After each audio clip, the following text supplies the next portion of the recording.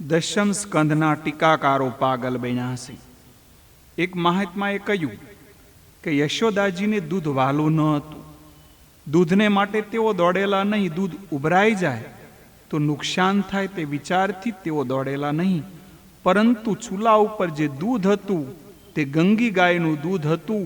યશોદાજી વિચાર કરે છે કે લાલો ગંગી ગાયનું જ દૂધ પીવે છે. ગંગી ગાયનું દૂધ સિવાય બીજી ગાયનું દૂધ લાલાને ભાવતું નથી. લાલો બીજી ગાયનું દૂધ પીતો નથી. તે ગંગી ગાયનું દૂધ ચૂલા ઉપર ઉભરાવાય આવ્યું હતું. જો તે દૂધ ઉભરાઈ જાય તો લાલો દૂધ માગશે, ત્યારે લાલાને હું શું ખાવા આપીશ? એમ વિચારી લાલાને માટે જ યશોદા દોડેલા. દૂધ કનૈયાનું છે અને કનૈયા માટે જ યશોદા દોડેલા. પ્રિય કરતા પ્રિયની વસ્તુ અતિ પ્રિય લાગે છે. એક મહાત્મા કહે છે કે મને દૂધ ઉભરાવાનું કારણ જુદું લાગે છે. તમને શું લાગે છે? તે મહાત્મા કહે છે કે દૂધે પરમાત્માને યશોદાની ગોદમાં જોયા. ઈશ્વર દર્શન પછી મારે પણ અગ્નિનો તાપ સહન કરવો પડે. મારો તાપ ઓછો થતો નથી, મારું દુઃખ ઓછું થતું નથી. તેથી મારા પાપ ઘણાય છે. હું જીવવાને લાયક નથી, તેથી પાપી હું અગ્નિમાં પડીને મરી જાઉં. એમ વિચારીને દૂધ ઉભરાઈ ગયું. યશોદાજી લાલાને મૂકી ચૂલા ઉપરથી દૂધ ઉતારવા ગયા. વ્યવહારનું કાર્ય કરતા જીવ ઈશ્વરને યાદ કરે છે, પણ જ્યારે ઈશ્વર ગોદમાં આવે છે, ઈશ્વર સાથે સંબંધ થાય છે, ત્યારે જીવ ઈશ્વરને છોડી વ્યવહારનું કાર્ય કરવા જાય છે. બ્રહ્મ સંબંધ કરતા સંસારનું સ્મરણ થાય એ જ દૂધનો ઉભરો છે. કેટલાક માળા કરે ત્યારે વિચારે છે કે આજે કયું શાક લાવવું? કોળું તો 2 દિવસ ખાધું, આજે પરવળ લાવીશ. આવા જપમાં જપ પરમાત્માના થતા નથી, પણ પરવરના થાય છે, કારણ કે મનથી ચિંતન પરવળનું કરે છે. વિયોગની અપેક્ષા જાગે એ ગુણ દર્શન, સંયોગમાં ઉપેક્ષા જાગે એ દોષ દર્શન. કનૈયો દોષમાં આવ્યા પહેલા યશોદાને કૃષ્ણની અપેક્ષા, અને કનૈયો ગોદમાં આવ્યા પછી ઉપેક્ષા. કનૈયાને છોડીને જાય છે. જીવનો એવો સ્વભાવ છે કે જે વસ્તુ સુલભ હોય તેની ઉપેક્ષા કરે. ભગવાનને થયું કે કેટલા વ્રત તપને અંતે હું મેળવું, અને હવે બહારનું દૂધ માટે મારો ત્યાગ કરે છે.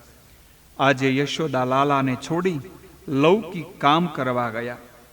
કૃષ્ણને લાગ્યું કે માતાજીનો જીવ હજી અવલૌકિક કામમાં જ છે.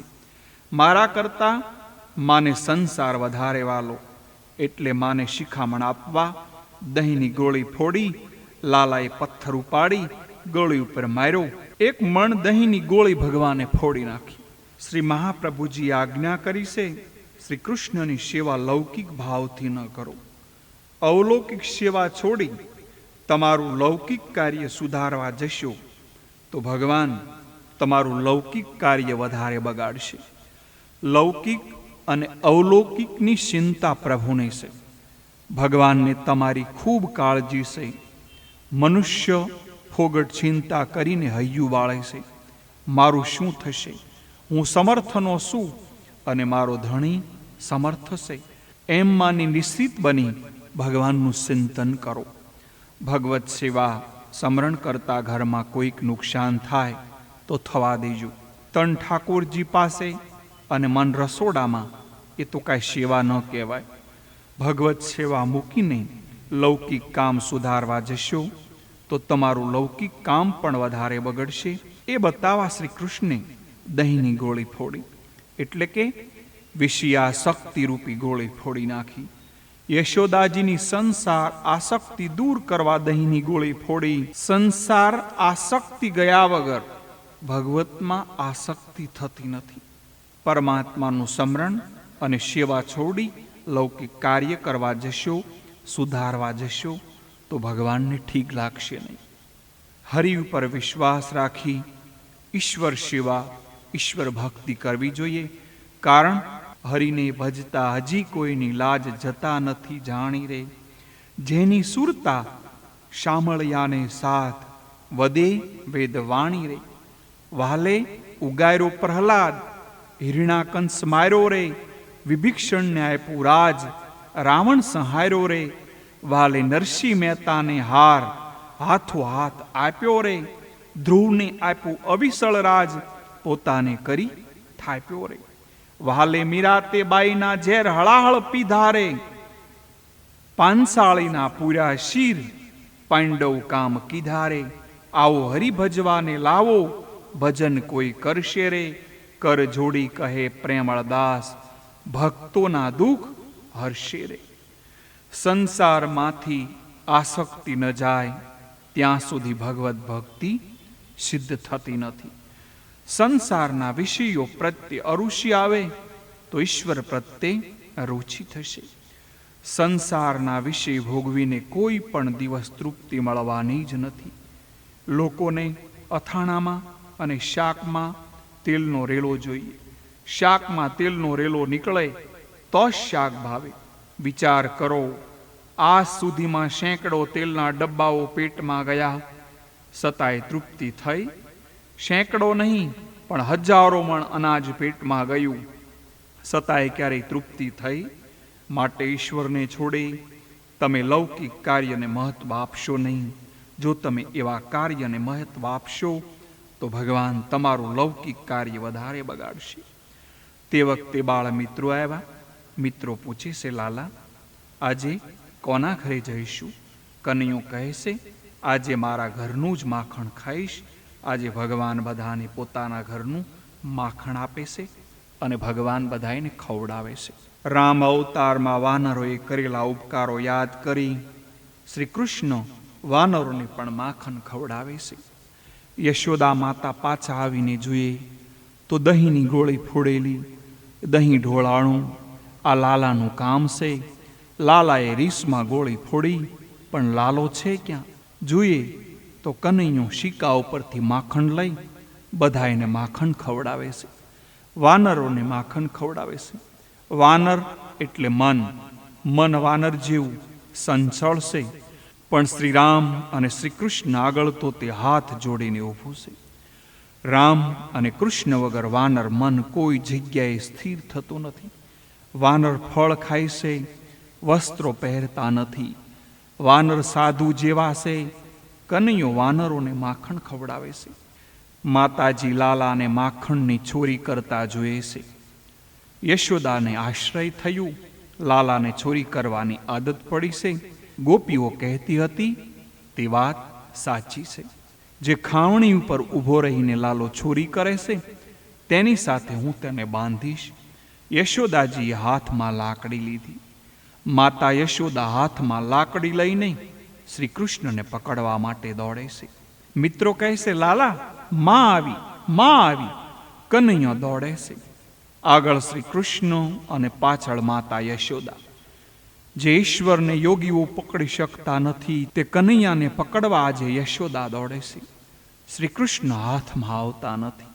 માતાજી દોડતા દોડતા થાકી ગયા. શ્રી કૃષ્ણ હાથમાં કેમ આવતો નથી? શ્રીધર સ્વામી કહે છે, યશોદાજીની ભૂલ છે. દોડતી વખતે શ્રી કૃષ્ણના ચરણમાં, મુખારવિંદમાં યશોદા નજર રાખતા નથી. યશોદા પાછળથી આવે છે. કનૈયાની પાછળ દોડે છે. શ્રી કૃષ્ણની પીઠ ઉપર નજર રાખે છે. લાલાની પીઠ જોઈને દોડે. તેના હાથમાં લાલો આવતો નથી. કારણ લાલાની પીઠમાં અધર્મ છે. તૃતીય સ્કંધમાં કહ્યું છે, અધર્મ શ્રી કૃષ્ણની પીઠમાંથી ઉત્પન્ન થયું. અધર્મના સન્મુખ દોડો તો ભગવાન હાથમાં નહીં આવે. ભક્તિ પણ ધર્મની મર્યાદામાં રહીને કરો. ભક્તિ ધર્માનુકૂળ હોવી જોઈએ. ભક્તિમાં અધર્મ આવે તો ભક્તિ બગડે. જેની જે ફરજ પરમાત્માએ નક્કી કરી હોય તે બરાબર બજાવજો. જે પોતાનો ધર્મ છોડી દે તેની ભક્તિ ક્યારેય સફળ થતી નથી. તમારો ધર્મ પાળ્યા વગર તમે ભક્તિ કરો તો તે સફળ થશે નહીં. બ્રાહ્મણ સંધ્યા વગર સેવા કરવા જાય તો ભગવાન એમની સેવા સ્વીકારશે નહીં. બ્રાહ્મણ સંધ્યા છોડે અને શ્રી કૃષ્ણની સેવા કરવા જાય તો ભગવાન તેની સેવા ગ્રહણ કરતા નથી. ઘરમાં પતિદેવ માંદા છે. પતિએ કહ્યું છે કે આજે મારી તબિયત સારી નથી, માટે મંદિરમાં જશો નહીં, પત્ની દુરાગ્રહી હતી એટલે પતિની આજ્ઞા વગર મંદિરમાં દર્શન કરવા ગઈ. આવી સ્ત્રીને ભક્તિ ફળશે નહીં જ ફળે. પ્રભુ કહે છે, મને ધર્મ બહુ પ્રિય છે.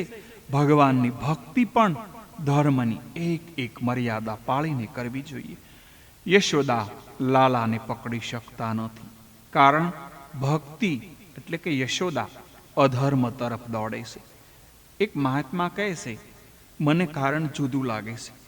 યશોદાના હાથમાં લાકડી હતી.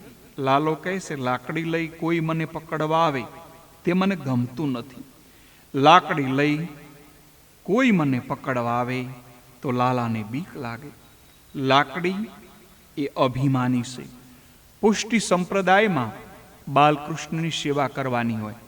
લાકડી લઈને કોઈ લાલા પાસે જાય તો લાલાને જરૂર બીક લાગે.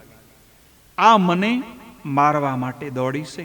કન્યો કહે છે, જ્યારે મારા દર્શન કરવા આવો ત્યારે હું પણ એટલે કે અભિમાન છોડીને આવજો, એટલે કે લાકડી છોડીને આવજો. લાકડી છોડી દો એટલે અભિમાન છૂટી ગયું. શ્રી વલ્લભાચાર્યજી કહે છે કે ભક્તિ અભિમાનથી ભગવાનને પકડવા જાય તો ભગવાન ક્યારેય પકડાશે નહીં. બુદ્ધિ ભક્તિ યશોદાજીની લાકડી લઈને એટલે કે અભિમાનથી કનૈયાને પકડવા જાય છે, એટલે શ્રી કૃષ્ણ પકડાતા નથી. સત્કર્મ કર્યા પછી અંદરનું અભિમાન વધતું હોય તો એ સત્કર્મ શા કામનું? ભગવાન સર્વ દોષની અપરાધથી ક્ષમા કરે, પણ અભિમાનની ક્ષમા કરતા નથી. અભિમાન થાય તો ભગવાન ઉપેક્ષા કરે છે. અભિમાન કરવા જેવું આપણી પાસે કશું નથી. તું શાનો અભિમાન કરે છે? રાય રંક બને અને રંક રાય બને. લાખની રાખ થતા વાર લાગતી નથી. બધો વૈભવ છે પણ અચ્યુતમ કેશવમ થતા ક્યારેય વાર લાગતી નથી. આમાં તું શાનું અભિમાન કરે છે? યશોદા દોડતા થાકી ગયા. કનૈયો હાથમાં આવતો નથી. ખૂબ માં થાકી એટલે લાકડીનું વજન સહન થતું નથી. યશોદાએ લાકડી ફેંકી દીધી. લાલાને એટલું જ જોઈતું હતું. માં લાકડી એટલે કે અભિમાન ફેંકી દે. માએ લાકડી ફેંકી દીધી એટલે કનૈયો ઊભો રહી અને સામો દોડવા લાગ્યો. યશોદા શ્રી કૃષ્ણ સન્મુખ જુએ છે એટલે લાલો પકડાય છે. લાલાનું મુખ જોઈને દોડો તો જ લાલો પકડાય, કારણ કે લાલાના મુખમાં ધર્મ છે. યશોદાજીએ લાકડી ફેંકી દીધી, અભિમાન દૂર કર્યું. નિસાધન બન્યા એટલે શ્રી કૃષ્ણ ભગવાન પકડાણા. તે બતાવે છે કે ભક્તિમાં દૈન્ય ભાવ જોઈએ, વ્યવહારમાં પણ દૈન્ય ભાવ જોઈએ. જીવ અહમતા મમતા ન છોડે ત્યાં સુધી ભગવાન મળતા નથી. જીવ એટલે કે હું પણ અભિમાન ન છોડે ત્યાં સુધી ભગવદ દર્શન થતા નથી. જ્યાં સુધી હું છે ત્યાં સુધી ભગવાન મળતા નથી. જ્યાં હું છે ત્યાં હરિ નથી, અને જ્યાં હરિ છે ત્યાં હું નથી. કનૈયો રડવા લાગે છે. માએ કહ્યું, તું ખોટું રડે, હું તને જાણું છું. બાળકોને દુઃખ થયું. મંડળના અધ્યક્ષ પકડાઈ ગયા. બાળકો યશોદા પાસે આવે. બાળકોને કહ્યું, માં, લાલાને બાંધીશ નહીં. લાલાએ ચોરી કરી, પોતે કંઈ ખાધું નથી. માં, બધું માખણ અમને ખવડાવ્યું છે. માં, અમારો કનૈયો બહુ કોમળ છે, તું લાલાને બાંધીશ નહીં. યશોદાજીનું હૃદય પીગળી ગયું. યશોદાજીને વિચાર થયો, આને બાંધવું એ ઠીક નહીં. કનૈયો બધાને વાલો છે, પણ હું શું કરું? લાલાને ચોરી કરવાની આદત પડી છે, તે આદત છોડાવવાની છે. લાલાને 2 કલાક બાંધીશ અને પછી હું છોડી દઈશ. યશોદાજીએ નિશ્ચય કર્યો, આજે તો લાલાને બાંધીશ. યશોદા બાળકોને ધમકાવે છે. માને ક્રોધ આવ્યો, બાળકોને ડર લાગ્યો. યશોદા લાલાને મારશે. બાળકો વિનવે છે, માં, લાલાને બાંધીશ નહીં. યશોદા કનૈયાને ખાંડણિયા પાસે લાવ્યા. બાળકો ઘરે ગયા. ગોપીઓને ખબર આપી. ગોપીઓ દોડતી દોડતી ત્યાં આવી છે. બોલી, માં, છોકરો ન હતો ત્યારે તું રડતી હતી અને આજે લાલાને બાંધવા તૈયાર થઈ. માં, હું ગરીબ છું, લાલો રોજ મારા ઘરે આવીને ગોળી ફોડી નાખે છે, છતાં મને તેને બાંધવાનો વિચાર પણ આવતો નથી. માં, હું ગરીબ છું, છતાં તને જોઈએ તો 5 ગોળી દઈ આપું, પણ કનૈયાને છોડી દે. 1 ગોળીના માટે મારા લાલાને બાંધે, એને શું કહું? સુખદેવજીને પણ આ ગમ્યું નથી, એટલે યશોદાજીને માટે અત્રે ગોવાલન શબ્દ વાપર્યો છે. 1 ગોળી ફોડી તેમાં શું થયું? મા લાલાને બાંધીશ નહીં. યશોદાજીએ ગોપીઓને ઠપકો આપ્યો, છોકરો મારો છે, આજે પંચાયત ન કરો. સુખદેવજી વર્ણન કરે છે, રાજન, કાળના પણ કાળ શ્રી કૃષ્ણ આજે યશોદાજીથી ડરે છે. કૃષ્ણ થરથર કાંપે છે. યશોદાજીના બાલકૃષ્ણને ખાંડણિયા સાથે દોરડાથી બાંધ્યા, પણ જે દોરીથી બાંધવા જાય તે દોરી 2 આંગળ ઓછી પડે. બીજી દોરી જોડી તે પણ 2 આંગળ ઓછી થાય. ત્રીજી જોડે તે પણ 2 આંગળ ઓછી થાય. આ પ્રમાણે જેઓ જેમ જેમ દોરી લાવે અને જોડતી જાય એમ દોરીઓ જોડવા છતાં પણ તે સર્વ 2 આંગળ ટૂંકી પડતી જાય છે. ઘણાએ મહાત્માઓ કહે છે, દોરીને શ્રી કૃષ્ણનો સ્પર્શ થયો એટલે દોરીનો સ્વભાવ બદલાણો. યજ્ઞ કરવાથી સ્વભાવ સુધરતો નથી, તીર્થયાત્રા કરવાથી સ્વભાવ સુધરતો નથી, બ્રાહ્મણોને જમાડવાથી સ્વભાવ સુધરતો નથી. જે મનથી પ્રભુ ધ્યાન કરે, જે મનથી પરમાત્માને મળે, તેનો સ્વભાવ સુધરે છે. ભગવત સ્પર્શ વગર સ્વભાવ બદલાતો નથી. બ્રહ્મ સ્પર્શ થયા પછી બંધન શાનું? દોરીએ બાંધવાનો સ્વભાવ છોડી દીધો છે. આ દોરીઓને કૃષ્ણની દયા આવે છે. વૈષ્ણવો કહે છે કે દોરીમાં ઐશ્વર્ય શક્તિએ પ્રવેશ કર્યો. ઈશ્વર જ્યાં જાય ત્યાં ઐશ્વર્ય સાથે આવે. ઐશ્વર્ય શક્તિને દુઃખ થાય કે એક સાધારણ ગોવાળણ પ્રભુને બાંધે? ગોપીઓ યશોદાજીને કહેશે, માં, ગમે તેમ કર, આ લાલાના ભાગ્યમાં બંધન લખ્યું નથી. એ તો અમને સંસારના બંધનમાંથી છોડાવવા માટે આવ્યો છે. ઐશ્વર્ય શક્તિ તો પરમાત્માને સ્વામી માને છે. વાત્સલ્ય ભક્તિ કહેશે, હું પરમાત્માને બાંધીશ. ઐશ્વર્ય શક્તિ કહેશે, હું મારા પતિને બાંધવા નહીં દઉં. ઐશ્વર્ય શક્તિ અને વાત્સલ્ય શક્તિનો આ મધુર ઝઘડો છે. પ્રભુએ ઐશ્વર્ય શક્તિને હુકમ કર્યો કે ગોકુળમાં હું ઈશ્વર નથી, ગોકુળમાં હું યશોદાનો બાળક છું. હું દ્વારિકામાં આવીશ, તારે તારો ધણી થઈને આવીશ. અત્રે તો હું યશોદાનો દીકરો છું. ઐશ્વર્ય શક્તિને હુકમ કર્યો કે તું જા, અહીંથી જા. માને બાંધવાની ઈચ્છા છે તો માં ભલે બાંધે. ગોકુળમાં પ્રેમ પ્રધાન છે, દ્વારકામાં ઐશ્વર્ય શક્તિ પ્રધાન છે. વ્રજમાં તારે આવવાની જરૂર નથી. ગોકુળ લીલામાં વાત્સલ્ય ભાવ પ્રધાન છે, પૌગણ લીલામાં સખ્ય ભાવ પ્રધાન છે, ગોપીઓ સાથેની લીલામાં માધુર્ય ભાવ પ્રધાન છે. ઐશ્વર્ય શક્તિને કહ્યું, તું દ્વારકામાં જા. ઐશ્વર્ય શક્તિએ દોરડામાંથી હવે વિદાય લઈ લીધી. ઘરના બધાએ દોરડાઓ ખલાસ થયા. હવે શું થાય? કૃષ્ણ તો બંધાતા નથી. યશોદાજી આશ્રય પામ્યા.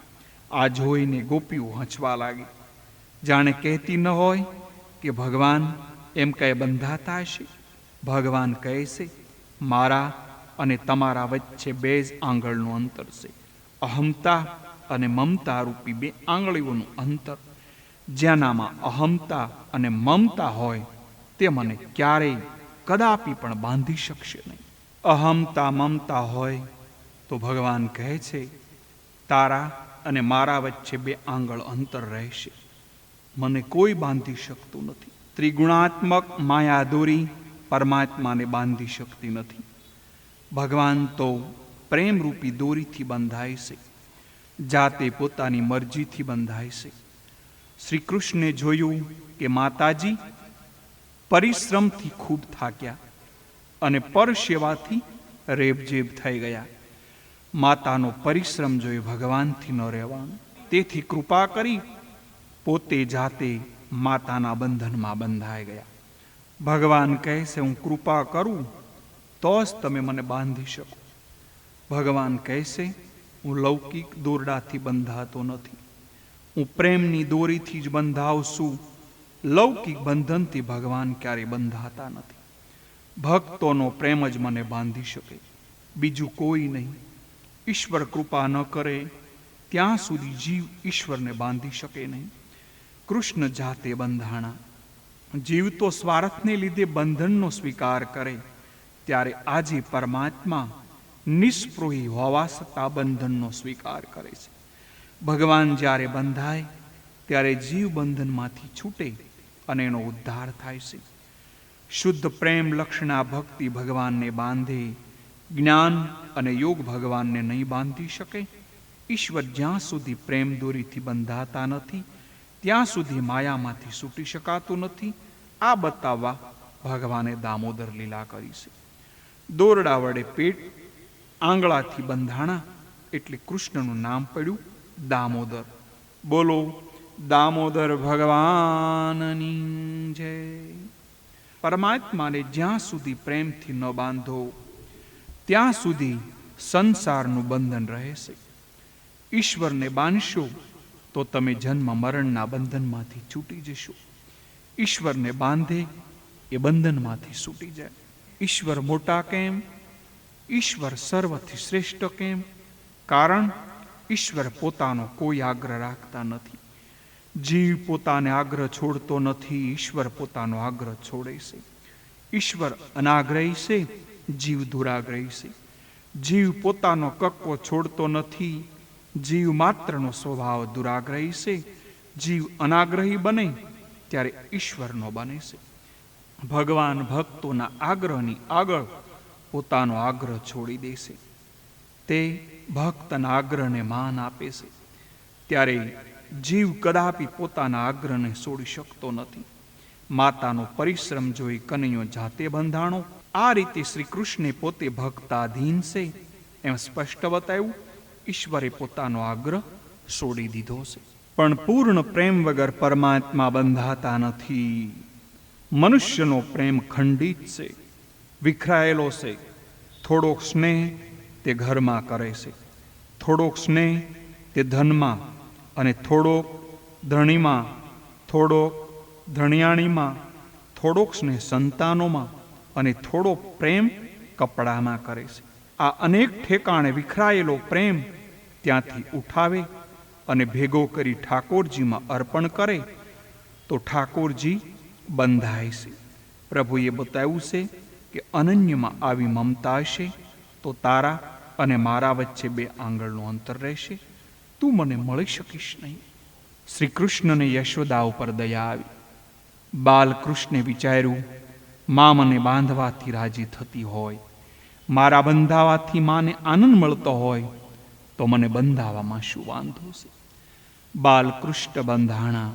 યશોદાજીની ઈચ્છા તેણે પૂરી કરી. પરમાત્માને કોણ બાંધી શકે? જ્ઞાની પુરુષો અને ભક્તો ભગવાનને પ્રેમ બંધનથી બાંધી શકે છે. બિલ્વમંગળ જેઓ તેમને હૃદયમાં બાંધે છે. બિલ્વમંગળ રસ્તા ઉપર ચાલતા જતા હતા. ચાલતા ચાલતા તેઓ રસ્તામાં એક ખાડામાં પડી ગયા. શ્રી કૃષ્ણ ગોપ બાળકનું રૂપ ધરીને આવ્યા. બિલ્વમંગળનો હાથ પકડીને તેને બહાર કાઢે છે. શ્રી કૃષ્ણના કોમળ હૃદયમાં સ્પર્શથી બિલ્વમંગળને લાગ્યું કે આ સાક્ષાત ભગવાન હોવા જોઈએ. સુરદાસ તેમને પૂછે છે, તમે કોણ છો? શ્રી કૃષ્ણે જવાબ આપ્યો, હું તો એક ગોવાળનો છોકરો છું. એમ કહી ભગવાન નાચી જાય છે. બિલ્વમંગળ કહે છે, મારો હાથ છોડીને તમે જાવશો, પણ મારું હૃદય છોડીને જાઓ ત્યારે તમે ખરા. મેં તમને મારા હૃદયમાં સંગ્રહ્યા છે. તમે હૃદયમાંથી નાચી જાઓ ત્યારે ભગવાન તમે ખરા. હાથ છૂટા કે જાત હો નિર્બલ જાન की મોહી, જાઓગે જબ હૃદય સે સબલ કહું તો હી. દામોદર લીલામાં વર્ણનમાં મહાપ્રભુજી પાગલ બન્યા. તેઓ લખે છે કે જ્ઞાન અને તપ ઉપર ભક્તિનો આ વિજય થયો છે. શ્રી કૃષ્ણના મથુરા ગમન વખતે જ્યારે યશોદાજી શ્રી કૃષ્ણને વિનવે છે અને કહે છે કે બેટા, મેં તને દોરડા વડે બાંધેલો તે તું ભૂલી જજે. તને બાંધ્યો એ મારી ભૂલ થઈ, તું એ મનમાં રાખીશ નહીં. શ્રી કૃષ્ણ કહે છે, માં, હું બધું ભૂલી જઈશ, પણ તે મને દોરડા વડે બાંધેલો તે ભૂલીશ નહીં. હંમેશ યાદ રાખીશ, માં, પ્રેમરૂપી દોરીથી પ્રેમથી તે મને બાંધ્યો છે. માં, હું દ્વારકાનાથ જઈશ, 56 કોટી યાદવોનો રાજા થઈશ, 16,000 રાણીઓનો પતિ પણ થઈશ, પણ માં, તારા વડે બંધાયેલો તો હું તારો જ છું.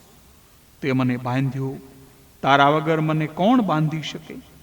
હું બીજા કોઈથી બંધાણો નથી માં, બીજા કોઈએ મને બાંધ્યો નથી. હું રૂક્ષ્મણીનો નહીં, 16,000 રાણીનો પણ નહીં, કોઈનો નહીં. હું તારો છું, તારો બંધાયેલો છું. તારા પ્રેમમાં બંધનને હું યાદ કરીશ અને યાદ કરીશ માં, તારા પ્રેમને હું કદી નહીં ભૂલું. આ ચરિત્રમાં યશોદાજીનો વિજય છે. જ્ઞાન તપશ્ચર્યા ઉપર આ ભક્તિનો વિજય છે. જ્ઞાનીઓ તપના પ્રતાપે પરમાત્માને દર્શન કરી શકે, પણ પરમાત્માને બાંધી શકે નહીં. તપસ્વીઓ ભગવાનને ઓળખી શકે, પરંતુ તેને બાંધી શકે નહીં. વિશુદ્ધ ભક્તિ જ ભગવાનને બાંધી શકે. તેથી તો ભગવાન કહેશે, હું મુક્તિ આપું છું, અનન્ય ભક્તિ નહીં. ભક્તિ આપું તો મારે બંધાવવું પડે. ભક્ત દામાજી ન કરી શક્યા, તેથી દામાજીને યવન સરદારો પકડીને લઈ જતા હતા. રસ્તામાં તેણે વિનંતી કરી, મને એકવાર પંઢરપુરના વિઠ્ઠલનાથજીના દર્શન કરાવો, પછી મને લઈ જાઓ. સરદારો તેને પંઢરપુરમાં લાવ્યા. ભક્ત દામાજીની દશા જોઈ વિઠ્ઠલનાથનું હૃદય પીગળી ગયું. તેને થયું, મારો દામો બંધાણો.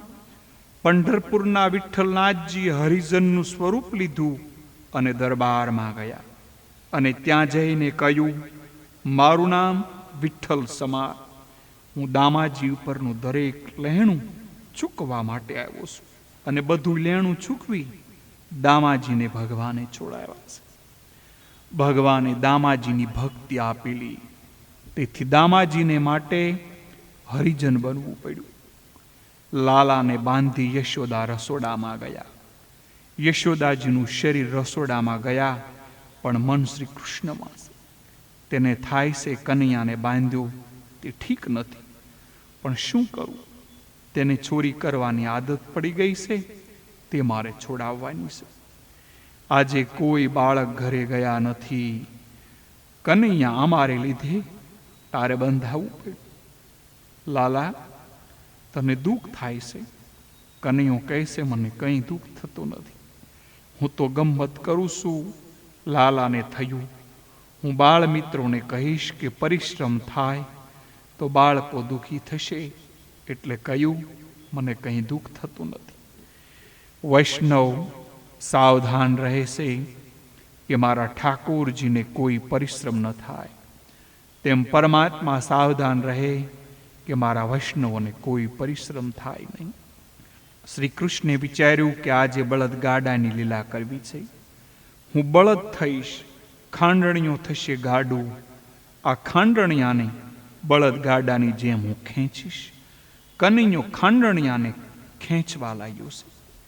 દામોદર ભગવાને વિચાર કર્યો, હું બંધનમાં આવીશ, પણ અનેક જીવોને બંધનમાંથી છોડાવીશ. યશોદા એ પુષ્ટિ ભક્તિ છે. પુષ્ટિ ભક્તિથી ભગવાનને બાંધવા છે. ભગવાન બંધાય છે ત્યારે જીવને મુક્તિ મળે છે. ઈશ્વરને પ્રેમથી ન બાંધો ત્યાં સુધી તમારું માયાનું બંધન છૂટશે નહીં. ઈશ્વરને પ્રેમથી બાંધો. 9મા અધ્યાયમાં બંધન લીલા, એટલે પછી 10મા અધ્યાયમાં મોક્ષ લીલા, એટલે કે તે પછી યમલાર્જુનના મોક્ષની કથા આવી. શ્રી કૃષ્ણ ખાંડણિયાને ખેંચતા ખેંચતા પેલા 2 યમલાર્જુનના ઝાડ પાસે આવ્યા અને 2 વૃક્ષોની વચ્ચે થઈને નીકળ્યા. ખાંડણીયો આડો પડી ગયો. પેટ ઉપર બાંધેલા દોરડાથી ખાંડણીયો ખેંચ્યો એટલે તો વૃક્ષો પડી અને તેમાંથી 2 તેજસ્વી પુરુષો બહાર આવ્યા.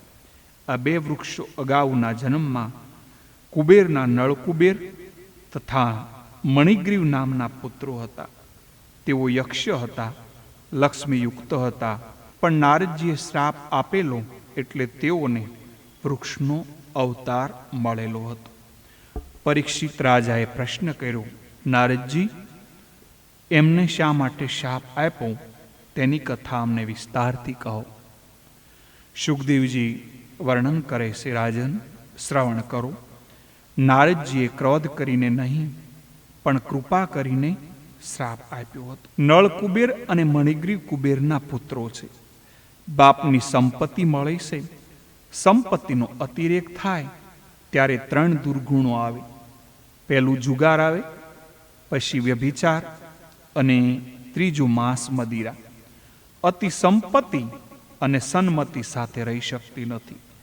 સંપત્તિના અતિરેકમાં સદવર્તન રહેતું નથી અને સંપત્તિનો અતિરેક થાય ત્યારે લોકો તામસ આહાર કરે અને લોકોને મદિરા માંસનું વ્યસન થાય અને સ્ત્રીઓનું વ્યસન થાય છે. પતિ પત્નીનો સંબંધ કામ સુખ માટે નથી. સાચી પત્ની પતિને પાપ કરતા અટકાવે. નળ કુબેર મણિગ્રીવ સંપત્તિના અતિરેકમાં ભાન ભૂલ્યા, ખૂબ મદિરા પાન કર્યું. ગંગા કિનારે આવ્યા. ગંગાના પવિત્ર જળમાં યુવાન સ્ત્રીઓ સાથે નગ્ન થઈને સ્નાન કરવા લાગ્યા. સ્ત્રીઓ સાથે જળ વિહાર કરે છે. તીર્થમાં વિલાસી જાય તો તે તીર્થની મર્યાદાનો ભંગ કરે છે. મહાપ્રભુજીએ દુઃખથી કહ્યું છે, તીર્થમાં વિલાસી લોકો રહેવા આવવા લાગ્યા એટલે તીર્થમાંથી દેવો પલાયન થઈ ગયા. માટે તો દેવર્ષિ નારદજી ત્યાંથી પસાર થયા છે. નારદજી આ દ્રશ્ય જોયું. નારદજીને જોયા છતાં નળ કુબેર અને મણિગ્રીવે વસ્ત્રો પહેર્યા નહીં. નારદજીને દુઃખ થયું, કેવું સુંદર શરીર મળ્યું, છતાં તેઓ તેના કેવો દુરુપયોગ કરે છે. માનવ શરીર મુકુંદની સેવા માટે છે. આ શરીર ભગવાનનું છે. નારદજી કહે છે, આ શરીરની અંતે શું ગતિ થાય છે? પશુ પંખી ખાઈ જાય અથવા તો રાખનો ઢગલો થાય, આનો વિચાર કોઈ કરતું નથી. લક્ષ્મીના મદમાં આ નાશવંત શરીરને લોકો અજર અમર માનવા લાગ્યા અને બીજા પ્રાણીઓનો દ્રોહ કરે છે. મને કોઈ કહેશો તો આ શરીર કોનું છે? આ શરીર ઉપર હક કોનો? આ શરીર શું પિતાનું, શું માતાનું કે આપણું પોતાનું? માતાજી કહે છે, મારા પેટમાંથી જન્મેલો હોવાથી તે મારું છે. પત્ની કહે છે, આને માટે હું મારા માતા પિતાને છોડીને આવીશું એટલે તેના ઉપર મારો હક. તેની સાથે મારા લગ્ન થયા છે. આ મારું અર્ધું અંગ બન્યું એટલે મારું છે. અગ્નિ કહે છે, જો આ શરીર ઉપર મા બાપ પત્નીનો હક હોય તો પ્રાણ ગયા પછી શા માટે તેને ઘરમાં રાખતા નથી? તે શરીર ઉપર મારો હક હોવાથી શમશાનમાં લાવીને મને અર્પણ કરવામાં આવે છે. તે શરીર ઉપર તો મારો હક છે. શિયાળ કૂતરા કહે છે, જ્યાં અગ્નિ સંસ્કાર થતો નથી ત્યાં તેમને ખાવા મળી જાય છે એટલે શરીર અમારું છે. આ પ્રમાણે સર્વ પોતપોતાના હક આ શરીર ઉપર બતાવે. આ શરીર ઉપર હક કોનો તે સમજ પડતી નથી. ત્યાં પ્રભુએ છેલ્લો નિર્ણય આપ્યો કે આ શરીર કોઈનું નથી, મેં તે જીવને આપ્યું છે. ભગવાન કહે છે, આ શરીર મારું છે, મેં કૃપા કરીને એમને આપ્યું છે. સંસારના માનવીઓને આ મનુષ્ય શરીર આપે અત્યંત કૃપા કરીને આપ્યું છે. જે મનુષ્યો એને પ્રાપ્ત કરીને પોતાની ઇન્દ્રિયોને વશમાં રાખતા નથી અને આપના ચરણનું શરણ લેતા નથી, તે મનુષ્યનું જીવન અતિ શોચનીય છે. તેઓ પોતે પોતાની જાતને દગો દઈ રહ્યા છે. આ શરીર સંસારના વિષય ભોગ ભોગવવા માટે આપ્યું નથી કે એની માટે મળ્યું પણ નથી. શ્રી રામચરિત માનસમાં પણ કહેલું છે કે સલણની રૂપિયા 100ની નોટ ફાટી ગયેલી હોય, તેના ઉપર તેલના ડાઘા પડ્યા હોય, પણ જો નોટનો નંબર દેખાતો હોય તો તે નોટને કોઈ ફેંકી દેતું નથી. તેમાં શરીર ફાટેલું છે, ગંદુ છે, પણ આ શરીર ઉપરનો નંબર સારો છે. આ શરીરથી ભગવાનનું ભજન થાય છે. ભગવાનના નામ જપનો આનંદ તો આ મનુષ્યને જ મળે છે. કૂતરા, બિલાડા કોઈ રઘુપતિ રાઘવ રાજારામ પતિત પાવન સીતારામ બોલી શકતા નથી. પશુઓને પોતાના સ્વરૂપથી પણ ખબર નથી, તે પોતાના સ્વરૂપને જાણતા નથી, તો ભગવાનને ક્યાંથી જાણી શકે? મનુષ્ય જ ભગવાનને જાણી અને પામી શકે છે. આ અનિત્ય સેવા શરીરથી નિત્ય એવા પરમેશ્વરને પ્રાપ્ત કરી શકાય છે. આ શરીર પરમાત્માના કાર્ય માટે છે. પ્રભુએ કૃપા કરીને આપ્યું છે. મદમાં અંધ થયેલા લોકોને કોઈ ભાન નથી. નારદજીને દયા આવી આ લોકોને સતમાર્ગ વાળો તેઓને શાપ આપ્યો. આ શરીરનો ઉપયોગ કેવળ ભોગ વિલાસ માટે કરે છે. તેને બીજા જન્મમાં ઝાડ થવું પડશે. એવી રીતે ભોગ ન ભોગવે કે શરીર રોગી થાય. ભોગ ઇન્દ્રિયોને રોગી કરવા માટે નથી, પરંતુ ઇન્દ્રિયોને સાજી રાખવા માટે છે. કેવળ ભોગ વિલાસમાં સંપત્તિ અને સંયમનો ઉપયોગ કરે તો તેને ઝાડનો અવતાર મળે છે. પાપીને ઝાડનો અવતાર મળે છે. ઝાડ એ ભોગ યોનિ છે. વૃક્ષ એ જળ નથી, તે પાપ યોનિ છે. 6 ઋતુના તેને માર સહન કરવા પડે છે. આ બંને વૃક્ષો મદથી આંધળા, સ્ત્રી લંપટ અને અજિતેન્દ્રિય બન્યા છે. માટે તેઓ સ્થાવરપણું પામવાના યોગ્ય છે. માટે તેઓ ભોગીઓને ઝાડ તરીકે જન્મ લેવો પડશે. એમ નારદજીએ તેને શ્રાપ આપ્યો. શાપ સાંભળી નળ કુબેર અને મણિગ્રવને પસ્તાવો થયો, દુઃખ થયું. તેઓ નારદજીને શરણે આવ્યા. ક્ષમા કરો ભગવાન, મને ક્ષમા કરો. નારદજીએ કૃપા કરી તેને ગોકુળમાં ઝાડનો અવતાર આપ્યો. નંદ બાબાના ઘરના આંગણામાં તમને ઝાડનો અવતાર મળશે. તમને શ્રી કૃષ્ણના ચરણનો સ્પર્શ થશે. ત્યાર પછી તમને મુક્તિ મળશે. આ શાપ આપ્યો કે આશીર્વાદ? ઉદ્ધવ જેવા મહાપુરુષો વૃંદાવનમાં ઝાડલતાનો અવતાર માગે છે. વિષય ભોગના રચ્યા પચ્યા રહે તેને બીજા જન્મમાં ઝાડ થવું પડે છે. નારદજીએ શ્રાપ તો આપ્યો, પણ સંતોનો શ્રાપ કે ક્રોધ હંમેશા આશીર્વાદ રૂપ જ હોય છે. એટલે તેમને ગોકુળમાં વૃક્ષનો અવતાર મળ્યો. જે અવતાર માટે મહાન ઋષિઓ જે ઝંખના કરે, એ ઉદ્ધવજી પણ ઈચ્છા કરી કે અહો તજવા મુશ્કેલ એવા સ્વજનોને અને આર્ય માર્ગને છોડીને વેદોને પણ શોધવા યોગ્ય શ્રી ભગવાનની પદવીને આ ગોપીઓ પામી. એવી આ ગોપીઓને શરણ રજની સેવતા વૃંદાવનના વૃક્ષોના જે ઝુંડો, લતાઓ અને ઔષધિઓમાંથી કોઈ પણ જાતમાં હું જન્મ લઉં, એવી મારી પ્રાર્થના છે. શ્રી કૃષ્ણના શરણનો સ્પર્શ થતા તે ઝાડમાંથી 2 સિદ્ધ પુરુષો બહાર આવ્યા. નળ કુબેર મણિગ્રીવ રૂપે તે 2 વૃક્ષનો ઉદ્ધાર કર્યો. નળ કુબેર અને મણિગ્રીવ ભગવાનની સ્તુતિ કરે છે. આ પ્રાર્થના આપણે પણ દરરોજ ભગવાનને કરવી જોઈએ. તે હવે આપણે ધ્યાનપૂર્વક સાંભળીએ.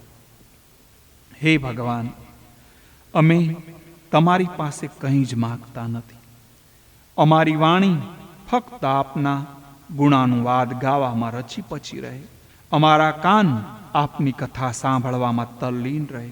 અમારા હાથ આપના સેવા કાર્યમાં અને અમારું મન આપના ચરણોનું સ્મરણ કરવામાં, અમારું મસ્તક આપના નિવાસરૂપ જગતને પ્રણામ કરવામાં અને અમારી દ્રષ્ટિ આપની મૂર્તિરૂપ સંત પુરુષોના દર્શન કરવા લાગી રહો. તત્પર રહો હે નાથ. આટલી અમારી પર કૃપા કરો.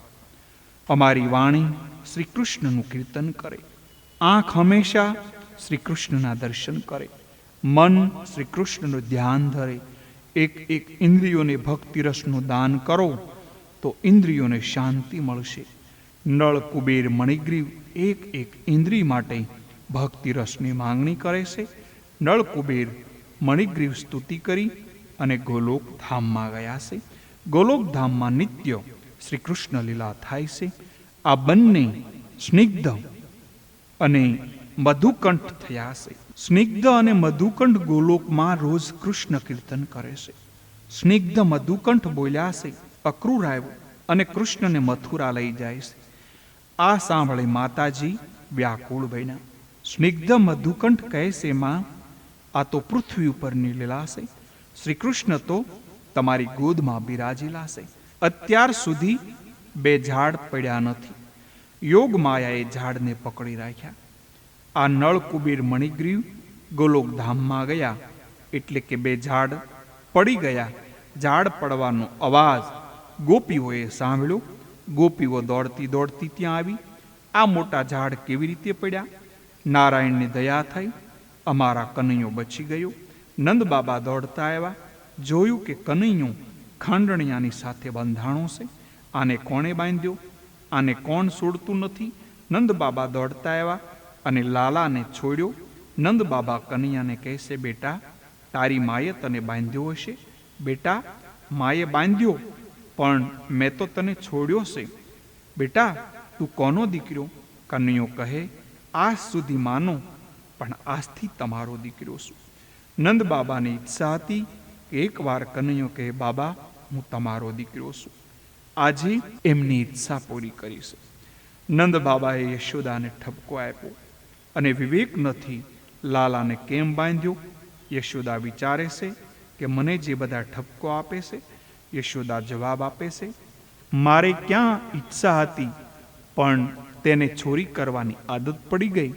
તે છોડાવવા માટે મેં એમને બાંધ્યો છે. તે પ્રેમથી બાંધ્યો છે. યશોદા લાલાને બોલાવે છે, બેટા અહીં આવ, અહીં આવ. કનૈયો જવાબ આપે છે, હું નહીં આવું, હું તો બાબાનો દીકરો છું. યશોદા વિચારે છે કે ગોપીઓ રડતી હતી, બાળકો રડતા હતા, છતાં મેં નિષ્ઠુર થઈ લાલાને બાંધ્યો. મેં લાલાને બાંધ્યો, તે યોગ્ય નથી કર્યું. યશોદા લાલાને બોલાવે છે. શ્રી કૃષ્ણ જતા નથી, મારો કનૈયો રીસાણો છે. લાલો ક્યારે ગોદમાં આવશે? માં રડે છે. લાલાએ તે જોયું. વૈષ્ણવો કહે છે તે પરમાત્માથી સહન થયું નહીં. શ્રી કૃષ્ણ પ્રેમ કરે છે એવો પ્રેમ કોઈ કરી શકે નહીં. શ્રી કૃષ્ણને માટે એકાંતમાં જે રડે એને કનૈયો આવીને મળે છે. હસનારને કનૈયો ક્યારેય મળતો નથી. યશોદાજી રડવા લાગ્યા. શ્રી કૃષ્ણ ત્યાં સહન થયું નહીં. કનૈયો દોડતો દોડતો ત્યાં આવ્યો. માની ગોદમાં બેઠો. પિતાંબરથી માના આંસુ લૂછી લીધા. માએ પ્યાર કર્યું. છોકરો કેવો ડાયો છે. માતાજી લાલાને સમજાવે છે, બેટા મેં તને બાંધ્યો, તે મેં ભૂલ કરી. બેટા મેં તને બાંધ્યો, તે મનમાં રાખીશ નહીં, તું ભૂલી જા. કનૈયો માને કહે છે, માં હું ભૂલીશ, પણ તે મને બાંધ્યો તે ભૂલીશ નહીં. માં થોડી વાર પછી હું દ્વારકાનો રાજા થઈશ. માં પણ હું બરાબર યાદ રાખીશ. માં હું તને છોડીને જઈશ, પણ તારો પ્રેમ ભૂલવાનો નથી. તારું પ્રેમ બંધન કનૈયો કદી ભૂલશે નહીં. માં હું રૂક્ષ્મણીનો નહીં, કોઈનો નહીં, પણ તારો બંધાયેલો છું. આ ગોકુળની મુખ્ય લીલા છે. જ્ઞાની ઈશ્વરનો સાક્ષાત કરી શકે, પણ પરમાત્માને બાંધવાની શક્તિ જ્ઞાનીમાં નથી. ભક્તિ જ ભગવાનને બાંધી શકે.